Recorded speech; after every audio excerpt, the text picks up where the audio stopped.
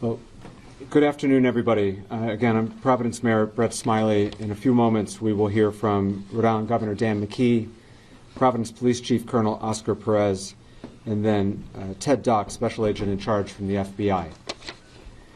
I'm going to start with a brief update, and then just to let folks know about the work that we continue to do to reassure residents in Providence that they're safe in their community, and we are grateful for all of the assistance that we have continued to receive.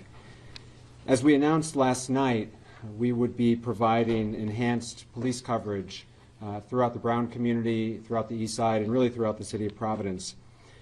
And what residents and neighbors saw today was exactly that.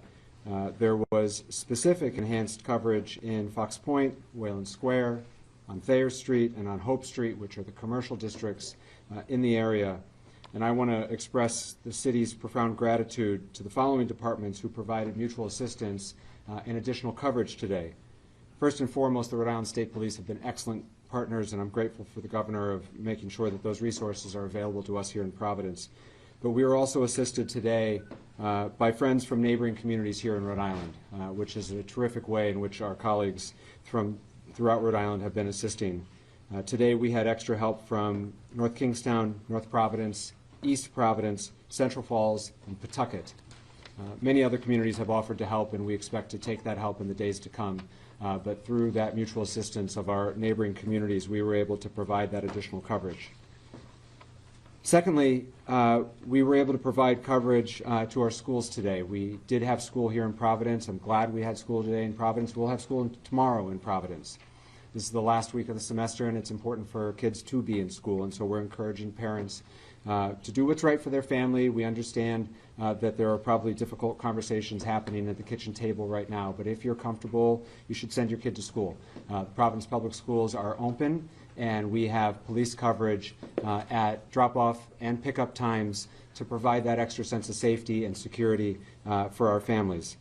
I spent the morning out at our schools too in the neighborhood to be there for our parents, and they certainly were glad to see an officer helping out. And so, as we've said many times, but it's important to continue to say we're so grateful for the tireless effort of law enforcement, not just to assist with the investigation, but to help all of us feel safe in our home. At this time, I'm going to turn the mic over to our Governor Dan McKee. Thanks, Mayor. And just like all of us, we want to see the individual that pulled the trigger on these young kids identified, apprehended, and brought to justice. I can tell you from the state level, we're continuing to coordinate our state police and instructed the colonel to make sure that all the resources that are available are being employed through the direction of the mayor, but that partnership is incredibly important. I also know that the schools are not only being impacted on the higher education in Providence and also the K through 12, but I also have heard and have been in contact with our Commissioner of Higher Education, Shannon Gilkey, along with our Commissioner of K through 12, Angelica Infante Green, to make sure that we are reassessing all safety issues in all our schools in the state of Rhode Island, and more to come on that. The issues that have to do with mental health, coordinating around the state through our higher ed and through our K through 12. I've assigned Director Rick Leclerc to make sure that they're coordinating all of the social services, all the mental health help that's out there, so that we can kind of also deliver that on a statewide basis. I was at Family Services Rhode Island today on Hope Street, and just seeing what they're doing, and it's being duplicated all around the state of Rhode Island. So I think it's important that we do everything we can out of the governor's office to support what's happening at Brown, the community of Brown, Providence, but also knowing that this is impacting on a statewide basis. So we're deploying that efforts to make that that make the effort to let people know that we want to do everything we can so they can be safe and feel safe. And then finally, we want to make sure that all Rhode Islanders know that everything that is physically possible is being done, and partnering in with our federal, the FBI, our state law enforcement, and also the local law enforcement to bring an individual and identify and bring that person to justice. We also have been involved in communicating with the League of Cities and Towns today, through Randy Rossi. They've sent out a message to deploy their vehicles, their police vehicles, at the beginning of school day, at the end of the school day, all around the state of Rhode Island to, again, show that we're serious about having people and the families feel safe, and that everything that's being done to make sure that that happens on a statewide basis, because this has become a statewide issue that is being impacted families and people throughout the state of Rhode Island. Mayor? Now we'll hear from Colonel Oscar Perez. Thank you, Mayor. Thank you all for being here again. Here we are once again to provide you some of the highlights and the progress that the Providence Police Department, along with several agencies, have gone together and stepped up to come up to this. I want to remind you that this is a very active investigation, very complex investigation, and it's the dedicated work of the men and women of the Providence Police Department, the Detective Division, the Community Response Team, the Special Response Team. It's all hands on deck. And on top of it all, you have the state police who's assisting us, and every other federal partner that has been in this building for several hours. And I want to commend and applaud them for the work that they have done. And that includes the FBI, HSI, ATF, the IRS, the marshals, and several other agencies, analysts that are here. So it's pretty active, because we want to make sure, as the governor stated, as the mayor stated, to make sure that we identify this individual and bring him to justice. Our work that initiated today and continues to initiate for a while since it started, we're at the 49th hour, and there's no one that wants to put this individual in handcuffs than us. So this has brought us to a new lead, which I momentarily will probably will be able to provide you with, that's going to include video of this individual as well as photos of this individual. We're asking the public for assistance to be able to identify this individual. The photos I will be able to show you are coming from the area of Hope Street near Benevolent and Manning. And those photos and those videos were retrieved around 2 p.m. on Saturday the 13th. And we believe that that's the same individual that we showed you from the previous video that we released. The public is encouraged to use the tip line, which is pretty active. We have a tip line which is staffed with officers from the Providence Police as well as analysts, and they're taking calls as we speak. And we want the public to use that information that they have that may be beneficial to this investigation. They need to call 401-272-3121 +0. I was going to direct you in order to provide the tips that you are providing to us. As well, you can access the FBI website at fbi.gov/Brown University shooting. Please, I'm going to ask you all to follow our channels to stay appraised of what's going on and to stay accurate. There's a lot of channels and a lot of stuff that's going out there that's circulating the wrong info. And I told you when I first met you that there's appropriate info, there's accurate info, and it's going to come from us. So I please and plead with you that you access those type of channels. Again, we're asking for the public's assistance in identifying this individual that we're about to show you, and we'll release this video on Twitter, on our Twitter account momentarily. I'm going to turn to the video behind us. I'll be able to show you in 2 seconds. Officer Mangan, if you can just activate put the videos up. So this is the first video that we're showing you. This is the individual walking. It's on the sidewalk of Benevolent.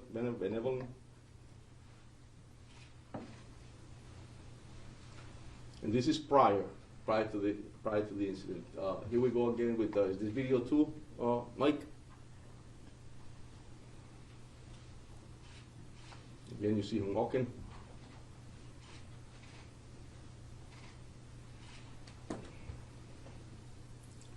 Move on to the third video.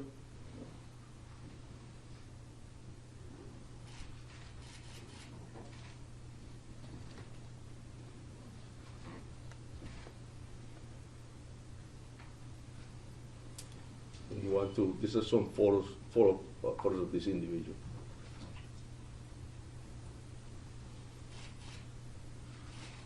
And they will all be time-stamped.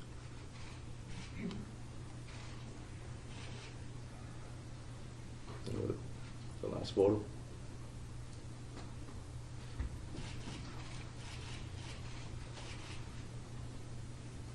Thank you. So we'll be providing this as well, and I ask you all to please make sure you all put them up, and then anybody in the public that has any info about this individual, we ask that you call our tip line, and we'll also have the numbers in the website listed. Mayor? Thank you, Colonel. The last speaker today will be Special Agent in Charge from the FBI, Ted Dox. Well, thank you, Mayor, and good evening, everyone. My name is Ted Dox. I'm the Special Agent in Charge of FBI Boston. We know there's a lot of public concern about the horrific mass shooting at Brown University on Saturday, and rightfully so. I can assure you that law enforcement team standing before you today has been working around the clock, 24/7, to ensure justice is fully served. While we mourn the devastating loss of the victims and those who are critically injured, the FBI and its partners are dedicated to honoring their memory through a meticulous investigation. Tonight, as Colonel Perez stated, we are renewing our call for the public's assistance in seeking any and all information about the shooter. No amount of information is too small or irrelevant. We are also here to announce the FBI is now offering a reward of $50,000 for information that can lead to the identification, the arrest, and the conviction of the individual responsible, who we believe to be armed and dangerous. We're asking everyone in Rhode Island and beyond to review the new images of the suspect, share them on social media, and come forward if you have any information. You can contact the FBI at 1-800-CALL-FBI or the tips provided by the police department at 401-272-3121, or you can also provide tips electronically and submit it to tips.fbi.gov. We're also doubling down on our efforts to obtain images and video of the shooter. Those can be submitted online at fbi.gov/Brown University shooting. Our agents and analysts are fully embedded with our law enforcement partners, including Providence and Rhode Island State Police. We are tracking down leads, canvassing neighborhoods, and developing intelligence. And right now, our evidence response teams remain on campus processing the scene. And folks from our lab from Quantico are documenting the trajectories of the bullets to reconstruct the scene. It's painstaking work, and we are asking the public to be patient as we continue to run down every lead so we can get victims, survivors, and their families, and all of you the answers you deserve. Thank you. Mayor, can you tell Chief Oscar to say a statement in Spanish, please, for Spanish media? Yes. Gracias, sí, verdaderamente estamos acá esta noche para demostrarles los highlights del progreso que hemos hecho en el departamento, y quiero identificar que es una colaboración del Departamento de la Policía de Providence. El personal de este departamento también incluye las policías del Estado, obviamente los federales, partners de nosotros, como el FBI, el HSI, el ATF, el IRS y también la oficina de los marshals también están incluidos. Acabamos de mostrar 3 videos los cuales depictan lo que es esta persona que estamos buscando, y le pedimos al público que verdaderamente, si ven estas imágenes y lo conocen a la persona, que llamen a los números que le acabamos de dar, y te los puedo dar cuando terminemos acá, para que ellos nos den esa información y así nosotros tener la posibilidad de identificar a esta persona y traerlo a la justicia. Mr. Attorney General, with these new images that are being Dan, go ahead. released, Hi, Mayor Dan Shady from NBC 10. I just want to ask a question. These videos and images were actually very good that you just showed. They were from the day before, and I'm just wondering, why didn't we release these a little bit earlier? Did you just get them today? And can you explain? Because that's going to be a question from you. Of course, and that's a great question, Dan, and I'll tell you that it takes time. I've mentioned it before, that investigations are very complex.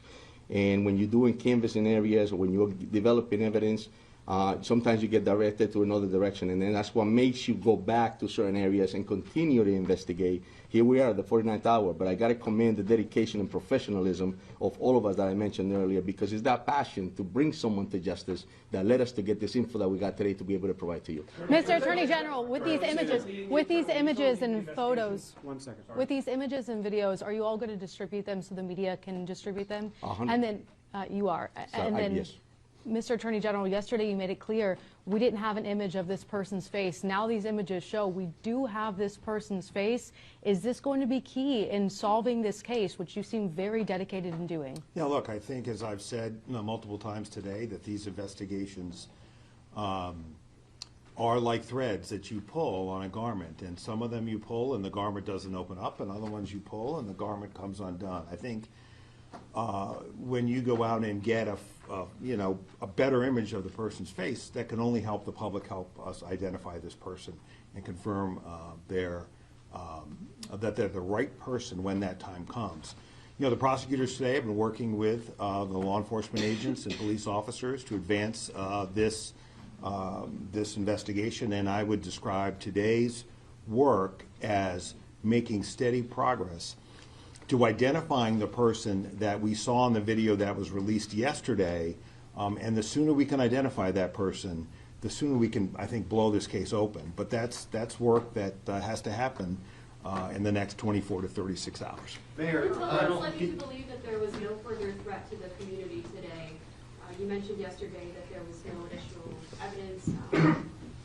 Can you just expand upon that?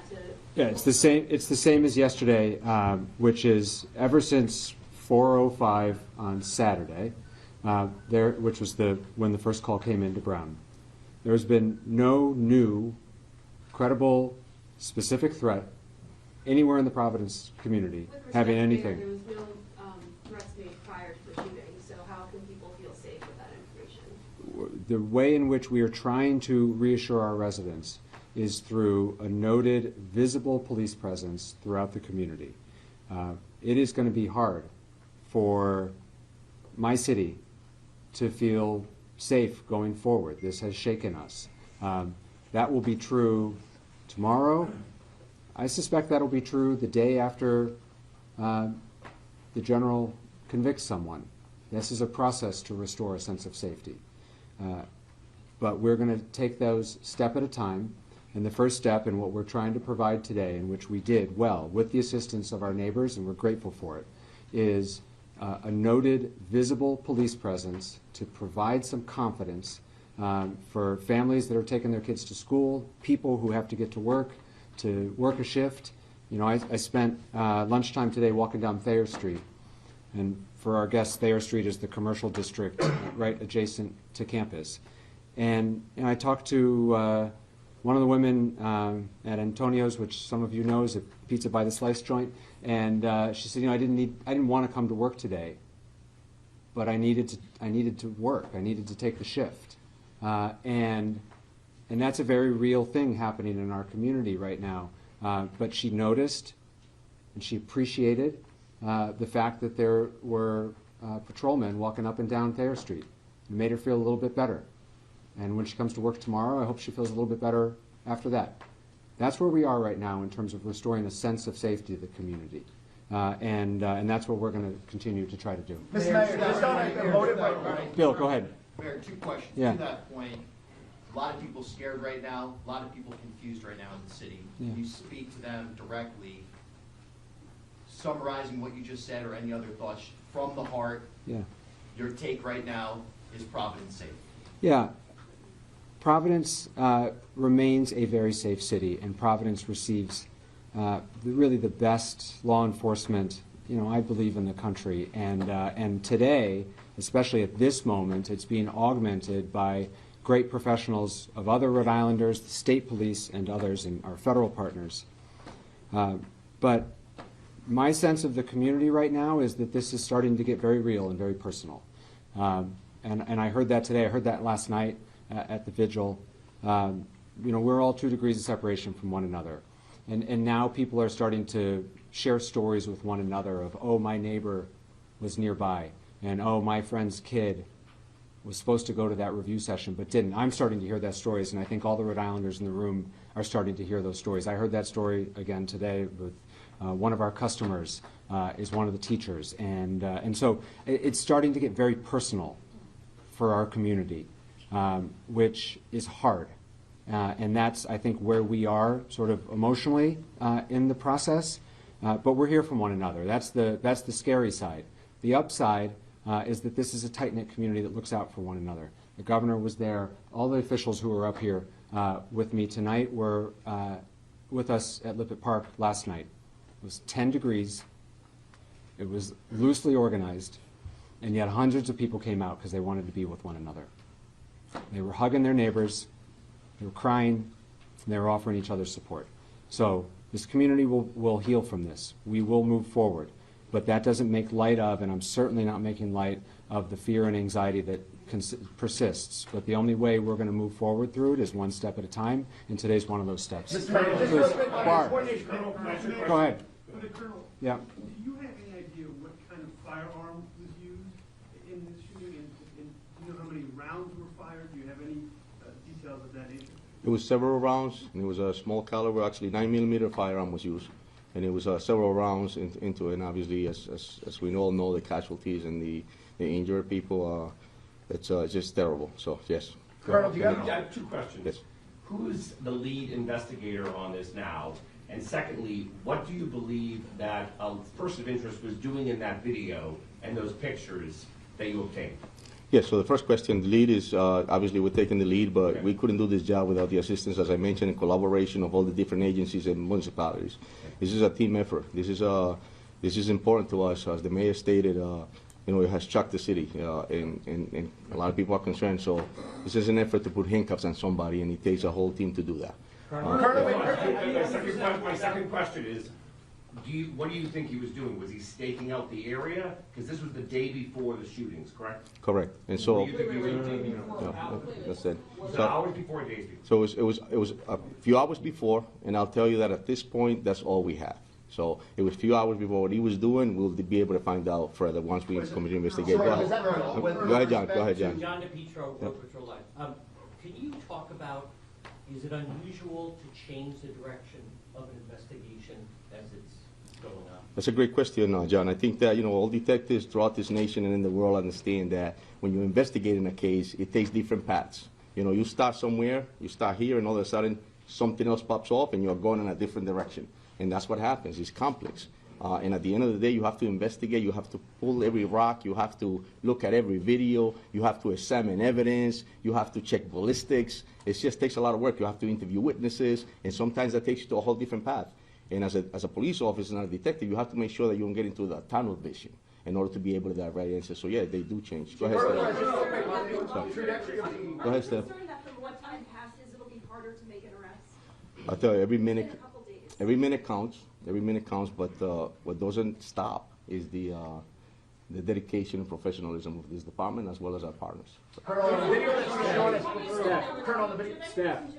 Believe that any of the victims, whether the victims who died or the others, were targeted by this shooter, or that he was just shooting randomly indiscriminately? That's all part of the investigation, Steph. Yeah, so we'll continue to investigate further. Thank you. Can you also explain, the FBI today was searching in the bushes and kicking around the snow, or moving the snow on Waterman Street. We have known since Saturday that the potential suspect walked down Waterman Street. It was in the first video.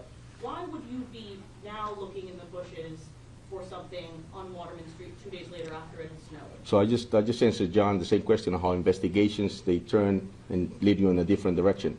We might have used all our energies in the first few days to investigate something, and here we are now heading back to that same place to continue to investigate, and that's why you saw that, because the investigations change on a daily basis. So the travel of the 911 call or emergency calls that came in, when the first 911 calls to come in, were those dispatched by Brown University Police or Providence Police? It was dispatched by the 911 center, and yes, we responded immediately within minutes.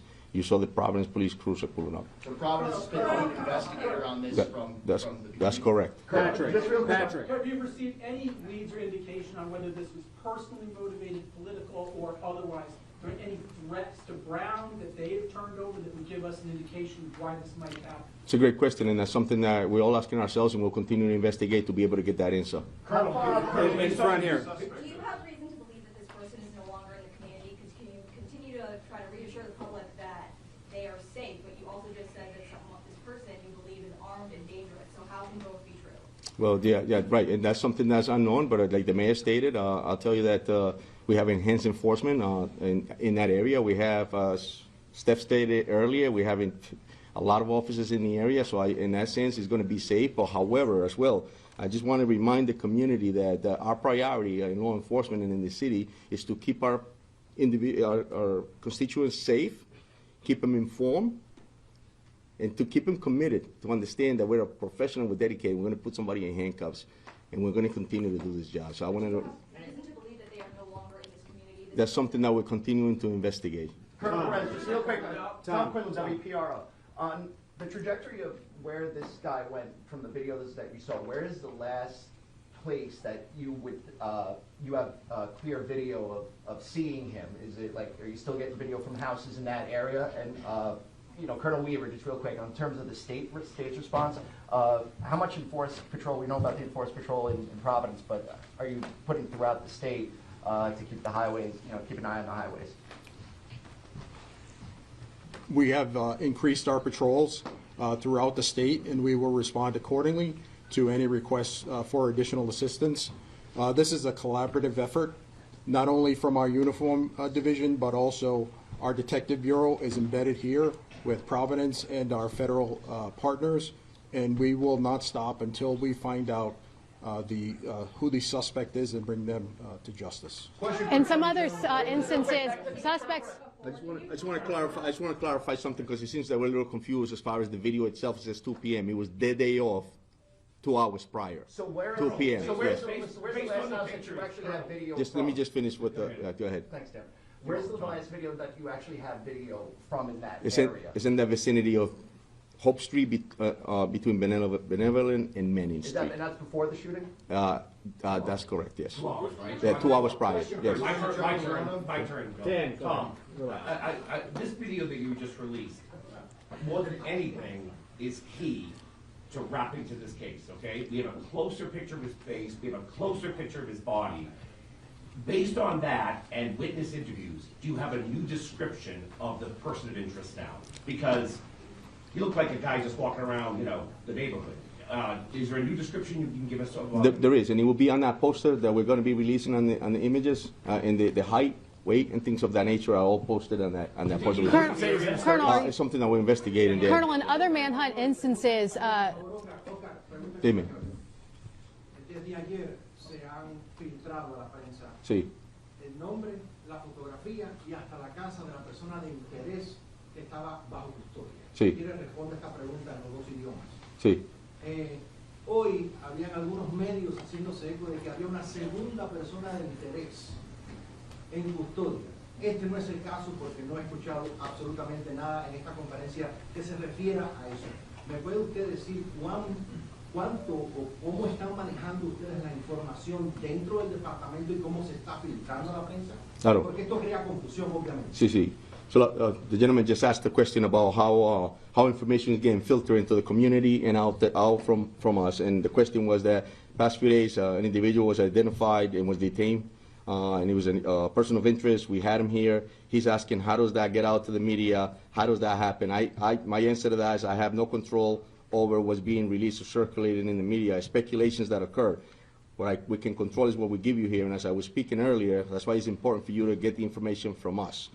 So, mi respuesta que le hago es, lo que pasa es que no me doy cuenta cómo se filtra esa información a los medios de comunicación. Es importante que la comunicación venga de nosotros y no de otras partes. Es muy importantísimo porque ustedes a circular en otros momentos van a especular. Ahora, he also asked, the second question that he asked was that there was information out there that we had a person in custody of interest, a second person. And that's not true, that's incorrect, and I don't know how that's circulated in speculation. So my answer to him is that, no, eso es mentira, hasta el momento no tenemos otra persona en custodia, lo único que tenemos es lo que acabamos de informar. Chris, go ahead, Chris. There appeared to be an issue with 311 services during Saturday's incident. A lot of neighbors couldn't get notification what issues were going on there, and has that since been resolved? Yeah, so residents in the city of Providence were notified in multiple ways, and certainly through all of your outlets, all official city of Providence social media outlets, Twitter, Facebook, Instagram, and we pushed out a 311 notice. If you are not the 311 notification system in the city of Providence, you have to sign up for it in order to receive it. And so 311 notifications did go out. If you are a resident of the city of Providence and you are not receiving 311 notifications, we urge you to please sign up. You can do so at the city's website. 311 notices have continued to go out throughout this entire incident, including up as recently as today, this afternoon, to clarify a false report with regard to a report of shots fired, which was found to be unfounded.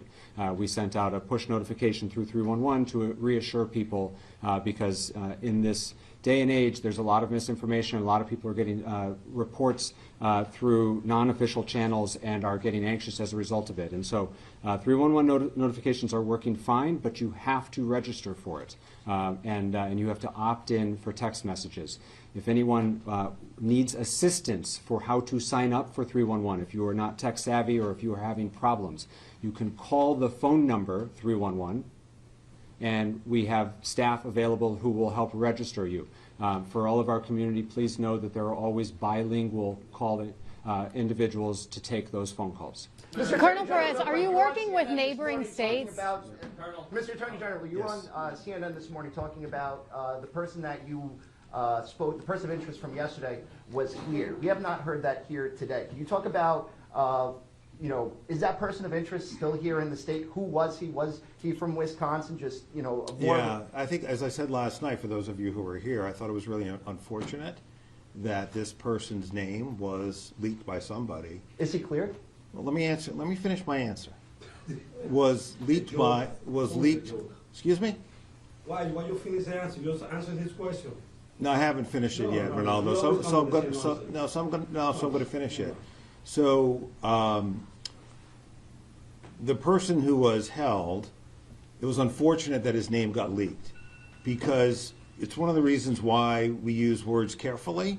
And detaining someone because they're a person of interest is different from having a person in custody that you're gathering evidence to charge. I mean, that's a place in an investigation that eventually you get to, but we weren't there with this individual. So it's hard to put that name, back in the bottle.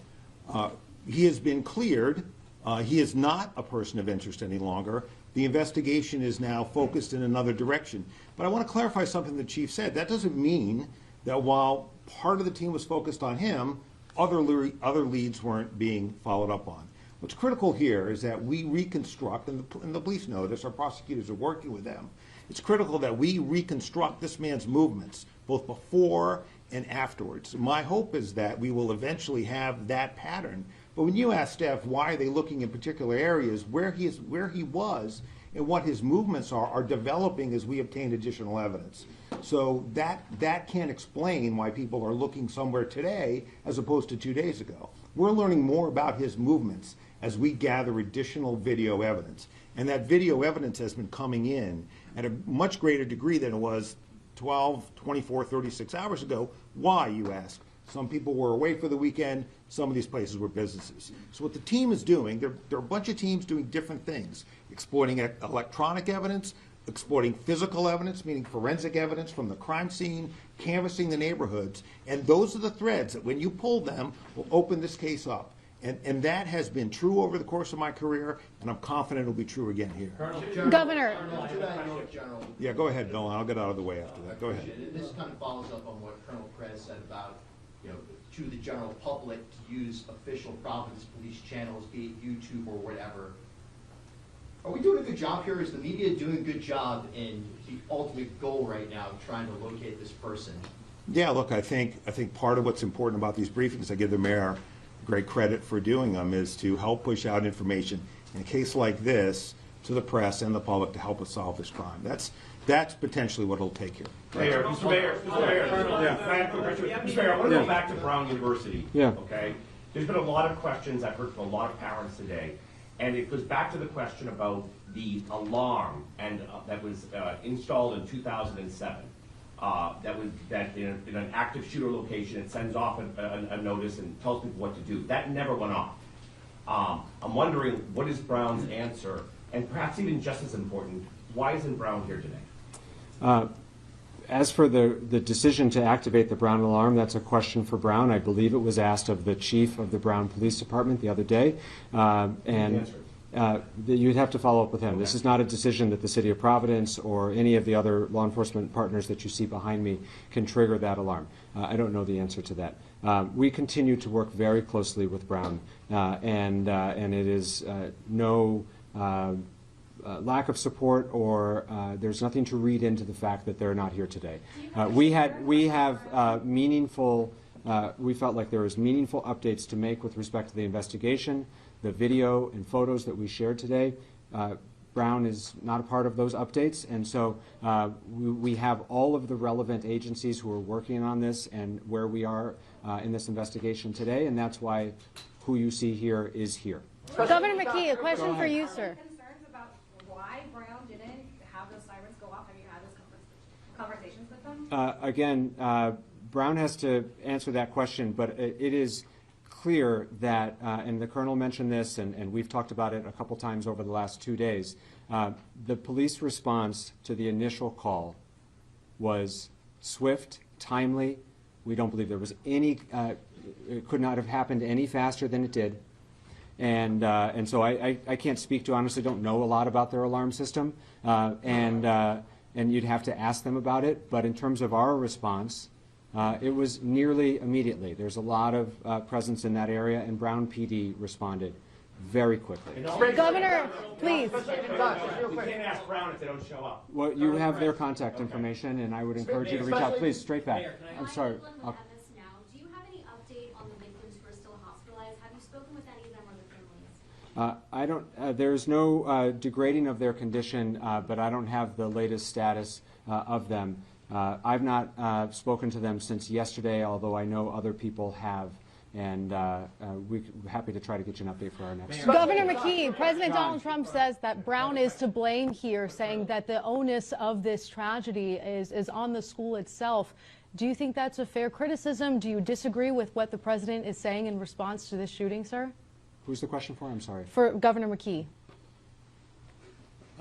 Repeat the question, please. President Donald Trump has said that Brown University is to blame for this shooting and saying it's the school's problem. Is that a fair criticism, or do you disagree with what the president says? I don't think it's fair criticism. Can you expand on that, sir? Why not? Because Brown University is not collaborating with you guys. You're lying to the press over here. They have first year recognition. We know that because they follow the student, they follow everybody in the neighborhood. We've been in conversations. They need to release that data. So everybody know who the guy in the video. We got the video Saturday. Why you guys release the video today? I think I answered the question. All right, guys. Listen, John, please, just for a second. A couple things. First of all, Brown University and Brown Public Safety, Brown Police Department has been a close collaborator throughout this process. I do not accept that criticism. Come on. Secondly, everyone you see behind us, we've all been working for now 49 hours.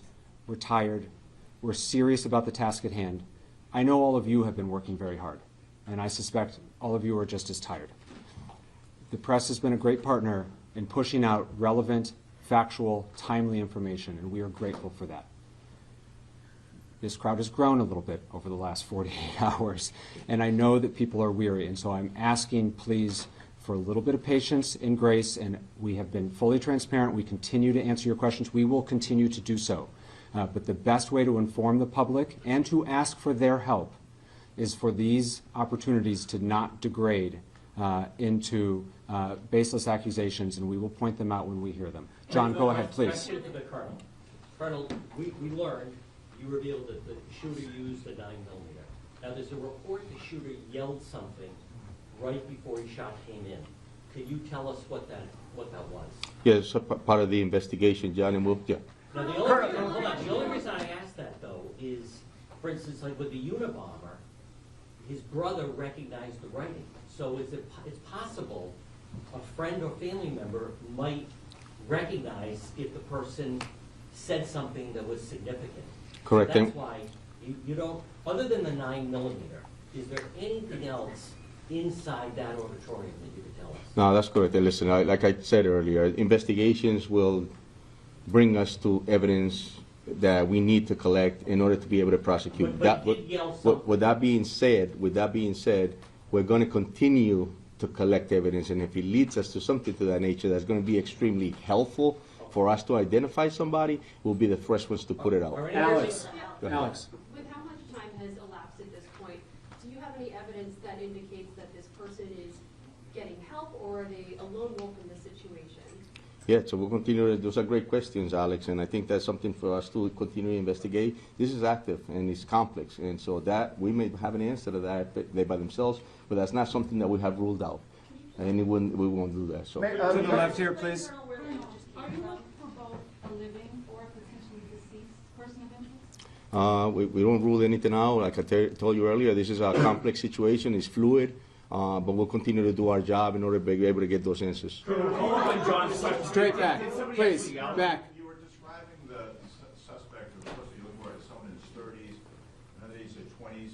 From what you've seen, the picture that you've seen, can you now, FBI profiling that's been done, give us a better age and whether or not he has any connection at this point, 49 hours later, to that classroom, that lecture hall, and to the Brown University campus? Can you say that lecture hall was targeted? Because he didn't, we saw the video of him going around the neighborhood that you just showed us, but he didn't go anywhere else into that campus. So can you say that that classroom was targeted?